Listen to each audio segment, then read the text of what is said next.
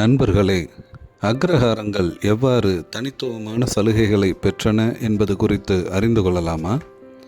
பிராமணர்கள் கல்வி கற்பிப்பதிலும் வேத சடங்குகளை நடத்துவதிலும் முழுமையாக கவனம் செலுத்துவதற்கு ஏதுவாக அக்ரஹாரங்கள் நிறுவப்பட்டன.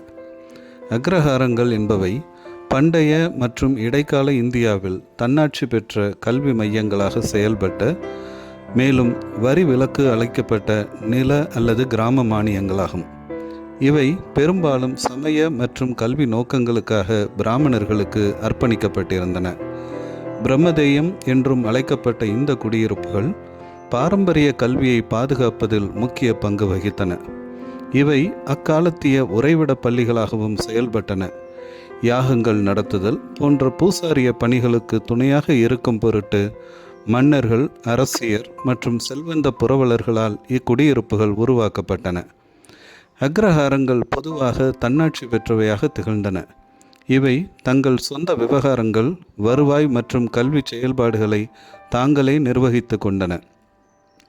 அக்ரஹாரங்கள் வெறும் பிராமண வீடுகளின் தொகுப்புகளாக மட்டுமல்லாது, அறிவு தடையின்றி பாய்ந்தோடிய, வாழ்வும் கல்வியும் ஒன்றிணைந்த 4 புருஷார்த்தங்களான அறம், பொருள், இன்பம் மற்றும் வீடு பேறு ஆகியவை அன்றாட வாழ்வில் கடைப்பிடிக்கப்பட்ட துடிப்பான சூழல் அமைப்புகளாக திகழ்ந்தன. கோவிலை சுற்றி மாலை போல அமைக்கப்பட்டிருந்த இவை கட்டிடக்கலை, சமூக வாழ்க்கை மற்றும் தத்துவம் ஆகியவற்றை முழுமையான ஒன்றாக இணைத்து நின்றன.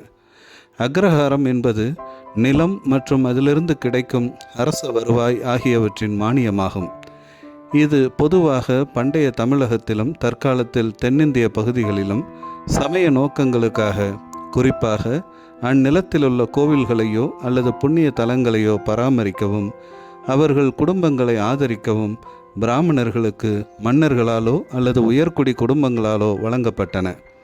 பண்டைய காலத்தில் அக்ரஹாரங்கள் சதுர்வேதி மங்கலம் என்றும் அழைக்கப்பட்டன. இவை கட்டோக மற்றும் போய என்றும் அறியப்பட்டன. பாண்டியர், சோழர், கடம்பர், பல்லவர், விஜயநகர பேரரசர்கள் மற்றும் பிற பண்டைய வம்சாவளியினரால் அக்ரஹாரங்கள் உருவாக்கப்பட்டு பராமரிக்கப்பட்டன. நவீன காலத்திற்கு முந்தைய இந்தியாவில் அறிவை பாதுகாப்பதிலும் அடுத்த தலைமுறைக்கு கடத்துவதிலும் இக்குடியிருப்புகள் மிக முக்கிய பங்கு வகித்தன. பிராமணர்கள் நகர்ப்புறங்களில் பல்வேறு தொழில்களை மேற்கொள்ள தொடங்கியதாலும் சிலர் அயல் நாடுகளுக்கு குடியேறியதாலும் அக்ரஹாரங்கள் தற்போது மிக வேகமாக மறைந்து வருகின்றன. பல பாரம்பரிய வீடுகள் தற்போது கான்கிரீட் கட்டமைப்புகளுக்கும் வணிக கட்டடங்களுக்கும் வழிவிட்டு வருகின்றன. வேதங்களை பின்பற்றியதன் காரணமாக தென்னிந்தியாவில் பல்லவர் காலத்தில் அக்ரஹாரங்கள் தோற்றுவிக்கப்பட்டன. தொடக்கத்தில் அக்ரஹாரங்கள் முழுமையாக அரசு ஆதரவின் மூலமே பராமரிக்கப்பட்டு வந்தன. ஆனால் பிற்காலத்தில் அக்ரஹாரங்கள் சுயசார்புடைய பொருளாதார அமைப்புகளாக உருவெடுத்தன. அக்ரஹாரங்கள் தேவதானம் போன்றவற்றுடன் சேர்த்து பொதுவாக வரிகளிலிருந்து விலக்கு பெற்றிருந்தன. இந்த நிலை பிராமணர்களின் பொருளாதார மேம்பட்ட நிலைக்கும் பிற சமூகத்தவரின் பொருளாதார ரீதியிலான தாழ்விற்கும் காரணமாக இருந்தன என்பது உண்மையே. நன்றி. தொடர்ந்து இணைந்திருப்போம். புதிய காணொளிகளை பெற லைக் பண்ணுங்கள், ஷேர் பண்ணுங்கள், சப்ஸ்கிரைப் பண்ணுங்கள்.